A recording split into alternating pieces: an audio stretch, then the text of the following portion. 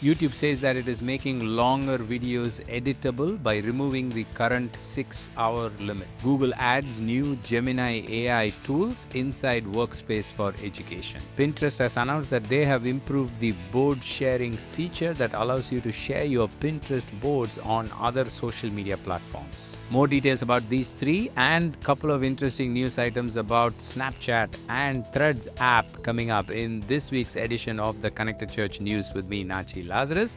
Welcome. This is the show that brings you the top 5 digital, social media, AI, and emerging tech news that you need to know for this week in just 5 minutes. Let's get started. A few announcements from YouTube last week which could be useful for ministries. First is about YouTube live streams. If you have longer live streams, you might have noticed that YouTube does not allow you to edit them.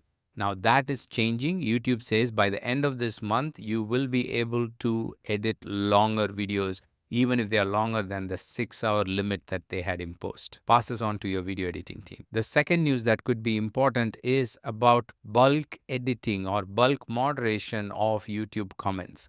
The announcement says up till now, channels were able to select multiple comments for actions. Like, for example, if you wanted to do removing of the comments or reporting those comments, you are able to bulk select them in the held for review tab. But now you can select and moderate multiple comments in the published tab. You might want to pass this information on to your content moderation team inside your ministry. Meta made an interesting announcement that their Threads app is going to be the first of Meta's family of apps to be available inside Fediverse and be compatible with Fediverse. If you're wondering what Fediverse is, it is open global network of social media servers. They are interconnected, but they're also independent. It is a decentralized social media network. This social media network or connection of various social media servers works on a particular open source protocol called ActivityPub. And there are a lot of social media networks that are decentralized. You might have heard of Mastodon, Tumblr, even WordPress is active proponent of these kind of decentralized networks. Interestingly, this setup came about because of companies like Meta. And now Meta is saying we are open and we are going to start having our own social network inside these open servers. Here is an important announcement from Google, especially if you're a ministry or a nonprofit in the education space. Google has announced that they are bringing Gemini AI tools into Workspace for education. There are lots of new features that are being released as part of this announcement. So you might want to pick and choose the ones that are relevant to you. We will link to the entire announcement that has the list of all the tools available.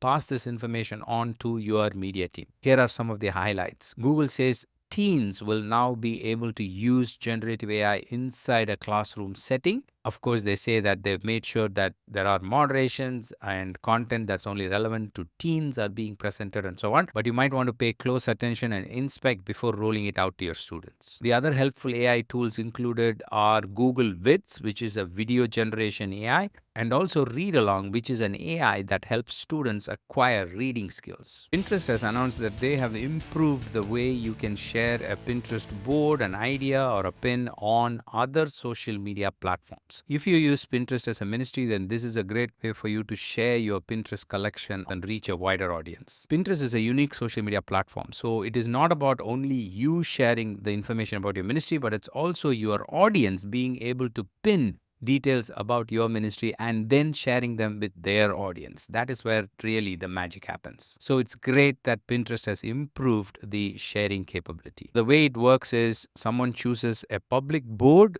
that they have created or curated, and then they will click on the share icon, and then they just have to select a template for the board, the way it is going to be shared. So that control has been given to them in terms of seeing what is being shared, and then they push it out to any social media platform they want. For example, Instagram stories or any other platform where they'd like to share. Snapchat has added few safety features which could be important considering that there are a lot of young users on the platform. First is an in-app warning. The announcement says that teens will receive an in-app warning if they receive a chat from someone who has been blocked or reported by others, or is from a region where the teen's network isn't typically located, and they cannot receive requests from someone that they don't have mutual friends with.